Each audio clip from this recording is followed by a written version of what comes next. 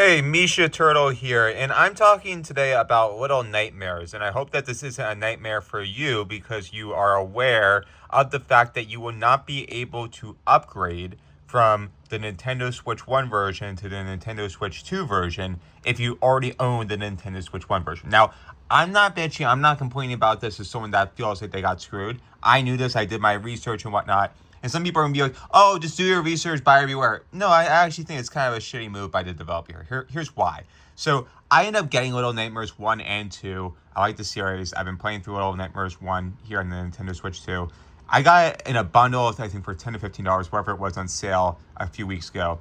And I knew that they had released essentially the quote-unquote enhanced edition. So if I go down here, click on the enhanced edition, that's essentially for the Nintendo Switch 2.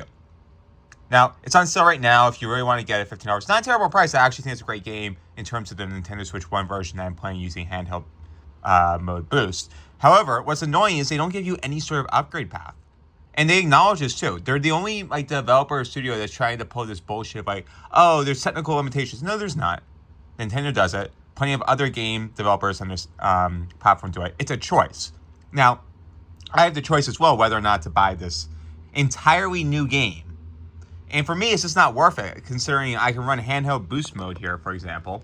Let's just go into this and, literally, I'm running handheld boost mode, and it essentially will run the Nintendo Switch 1 version like it's in docked mode. So this will be coming through, I believe, at about 1080p, 60 frames per second. And I think there's high resolution upgrades that they do for the Nintendo Switch 2 version of it. But why do I necessarily even need to do that at all? If I can just kind of plug, a software toggle on and more or less be able to play the docked version of the Nintendo Switch 1 game. So that's what I ended up doing. And I've been playing through this, and it's actually a lot of fun. I want to be clear, it's a fun game.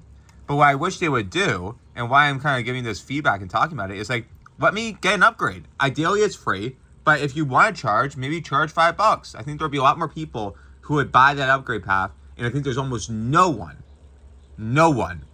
who will decide, you know what, I'm going to go buy this game twice for the Nintendo Switch. I know some people that will buy it for another platform and we get handheld gaming on the go. But I don't know one that's going to go, I really want to own 2 copies with the Nintendo Switch and the Nintendo Switch 2 when the Nintendo Switch 2 can literally run both of them. So that's my feedback on it. Still, it's a fun game series, though.